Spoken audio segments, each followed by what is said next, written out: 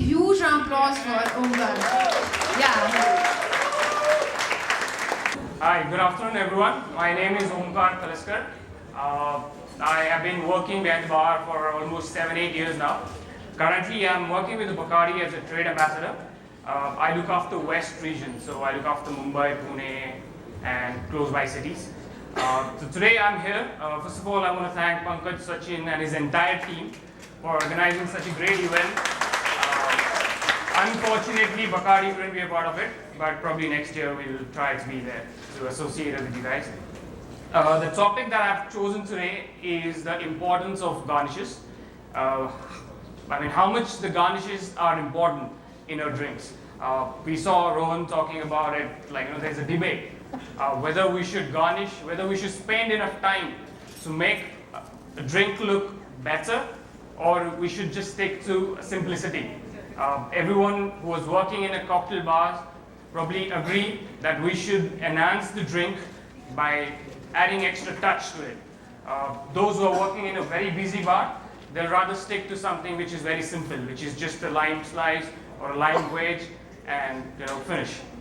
So I'm just going to talk about a little bit more about importance. So these are some beautiful looking drinks, very simple garnishes, but looks very, it adds a lot of value to it. So these are a few things that, garnishes basically are the integral part of drinking experience, the entire drinking experience. The first thing when you ask for a drink and you see it, basically it's visual appealing as well. Like when you see a drink, if it looks nice, you're 50%, you win the tar just by the look of the drink. I can't really see it, to be honest. Again, the next one is it adds a beauty element to the drink. Obviously, just a simple drink. Even there are drinks which are not even garnished, like a classic daiquiri. Classically, it is not garnished with anything. But if you add some extra element to it, it enhances the drink. It's visually appealing. Garnishes are used to flavor or aromas to enhance an element. It's add a little touch of theater to it. We saw Shishir showing about presentation, how the drinks, a simple drink can be a talking point. You want people to talk about your drink. It's not just a drink. People come there to experience. It's not just about a drink. Garnishes are important to offer guests something that they won't try. They won't be able to make it at home. So something that they'll go out and talk about it. It can raise the value of the drink, as Kama said. The overall experience, it will increase the value. Extra given garnishes are a lot more fun, but it definitely adds a drinking experience. But obviously, they have to be within a reason. You don't want your drink to be expensive just because I've added extra expensive garnish on it. So it has to be within a reason. Still, whether we should garnish a drink or we should not garnish a drink, it's again a debate. Everyone will still say that whether we should garnish it or we should just leave it or we should just stick to a simple cocktail. So now extra given things take time, but it depends on a style of bar or a style of bar you're working. Whether it's a cocktail bar or whether it's a high-end craft cocktail bar like Social, where they basically focus on the entire experience. It's not just about a drink. It's not just you go to the club, you ask for a gin and tonic and you get a gin and tonic. They want people to get engaged. You want people to talk about your products, because gin and tonic you can get it in any bar, right? Gin and tonic with a lime twist. Everywhere you go, you have that, which is easily available. But if you add a little extra touch, which is the experience, which will add on the entire drinking experience. Again, if you're working in a busy bar, time is something that you have to keep in mind. We cannot really spend a lot of time working on our garnishes. You have maximum 3 minutes to serve your guest. In that 3 minutes, if you are going to chill the glass, you're going to make a drink, and spend another 3-4 minutes to garnish your drink, the guest is definitely going to get bored, or you're going to lose interest. Same with the Flair. If someone asks for a gin and tonic, if you spend 5 minutes just flaring, he's gonna get bored. Like, can I have a gin and tonic? I'm thirsty. So time is again very important. Now, how to garnish a cocktail? Yeah. Be sure the flavor that you are garnish you're using, it has to compatible with the flavor of the drink. You cannot really have orange daiquiri with something else like a garnish, like a cucumber, right? It has to be something related to the drink. You cannot think of something really different. It should reflect the ingredient of the drink. If you're using something like oranges, if you use orange peel, it's something that it will add aroma to the drink. You cannot really use something out of the box, which is not even used in your drink. So that's the artisan, Simone and Alex. Now this drink in the corner on the left hand side, there's this copper pineapple. Everyone must have seen this on online or something. Imagine now you ask for this particular drink which served in a copper pineapple. What comes to your mind? Because the pineapple is actually covered. What comes to your mind? It'll be probably a tropical drink. It'll have a pineapple. It will have something tropical flavors to it. But they basically play around with your mind. It's completely opposite. There's no pineapple juice in it. There's no tropical syrups or fruits in it. It's completely playing with your mind. You're expecting something and you're getting something. So your mind is basically playing how your garnish is it. Like if you see a garnish with a cucumber probably, you're going to think it's going to have a cucumber flavor in it. But they basically play around with your mind. So what they do is they have essence sticks inside and the drink is completely opposite than what you see.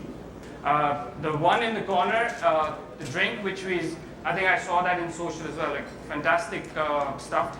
The drink, they call it, it's called Forever Young. It's basically talking about yourself. Like, when you ask for this drink, it's all about you. The garnish of that drink is a mirror. So you see yourself, like, that's why it's called Forever Young. Just to keep you young throughout, kind of thing. And recently they've just launched the new menu called Surrealism. It's basically based on 1920. There was this bunch of artists who were playing on with different unusual stuff. So what they've done, now the first drink you see on the left hand side, it's basically an elephant made of Lego. Everyone knows what is Lego. बचपन में हम लोगों ने Lego से चीजें बनाई हैं. You build some stuff. So basically that elephant is made up of Lego and it's called Anti-Hero and Feeling Like a Rock Star. These are the names of it. They've got about, I think, 35 different cocktails, which way they play around with the presentation of a drink. The drink is pretty much similar what they were probably doing in Butterfly Menu, but the presentation they work on is something that made them a talking point. People have wrote about them, people have always talk about them. The drink in the corner, that's a copper ant. Basically it's served with the two different glassware. One has a frozen fruits inside and the other has like buttermilk and almond milk. So they have pistachios, frozen strawberries and stuff. So you basically, they ask you to mix the stuff inside. The one in the corner, fast money comes at a dangerous price. Those 3 slices you see on top? These are Parmesan's, what do you call them? Parmesan chips, yeah. And they've got some stones, and inside the stones there's this drink. So basically it comes with a golden chest kind of a thing, a small chest, and you open it, you have a Parmesan crisp, chips, and some stones. Cool, yeah, and that's it. I've got few stuff to show you about the garnishes. Again, garnishing a drink could be about glassware. What type of glassware you're using? Because we always use only plain glassware, which is like a glassware. There are some stuff which are we bought it in India itself. These are the Moscow Mule glassware. These are julep glassware which are easily available in India nowadays. I would urge you to use those glassware for your mint juleps or any berry juleps and stuff like that. And recently I found out this nice Caesar, which is a zigzag Caesar. I was very fascinated when I saw a couple of pictures. I'm going to show you how it works. So normally what we do, as we all know, every citrus fruit has essential oil and we want that oil to be on the drink. After doing that, what we normally do, we just drop it inside, right? What we can do is, I've got really nice Caesar. It sometimes doesn't look good. You spend a lot of time in cutting with the knife and stuff. I've got really nice Caesars, which will make it look even better. So basically what I'm going to do is like cut the sides of it. I used to wonder like how do these guys used to manage to make it look so pretty. So this is how it actually works. This is the camera. So you can make it look nice. Like I bought some cool stuff. Pranav showed us some tiki drinks. I just found out a small, simple, a tool, which are like cloth clips, but these are wooden cloth clips, but can look really nice as a simple garnish. I am not really making any drink, but just to make it look nice, I can show you.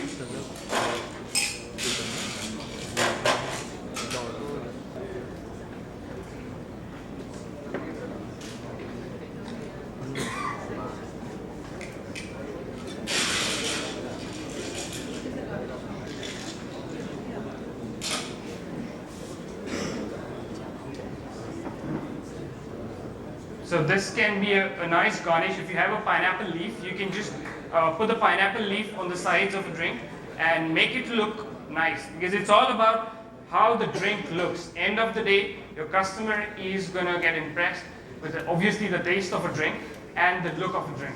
People will definitely go out and talk about it. When you are making, let's say, a cosmopolitan, we all know, like, we put the small zest of orange with a flaming zest of orange. What we can play around is by just a simple touch. After when whatever everything is done, and you can just garnish it with a small this thing. It looks really nice. I also got some bakery products from Profit Market in Mumbai. So just to make your garnishes look better, these are small molds, these are small cutters, which will definitely add on your garnishes, how the garnishes look. Because I personally think that your garnishes are really important. And yeah, the straws again, we get it from Pranav. These are bamboo straws or paper straws. So if you guys want it, Pranav is the person who you can contact. These are really cool stuff to use them nowadays for your tiki drinks or any straight drinks. Just to enhance the drink, it adds a little extra touch to your drink. So you can use them. And to be honest, yeah, that's it. I actually wanted to make a couple of drinks like we used to do. We used to make a tiramisu martini with a garnish with something, we always, a tiramisu martini or espresso martini, we put 3 coffee beans, one for Father, one for Son, and the Holy Spirit was something that, with 3. So we have always been stick around with this simple garnish, 3 coffee beans.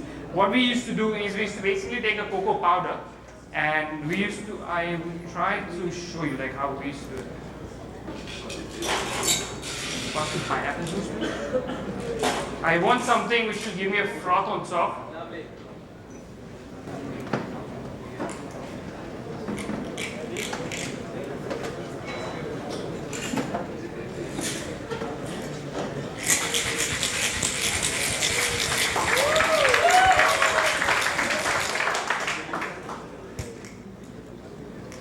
There's nothing, it's just the pineapple juice. I just wanted a nice froth.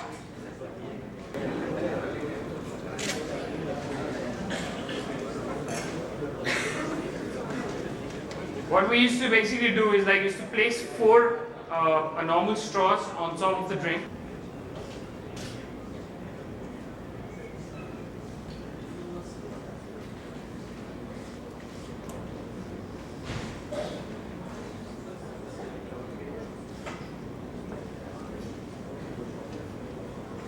And your cocoa powder or any dark powder, could be a coffee powder as well, and basically dust it on top.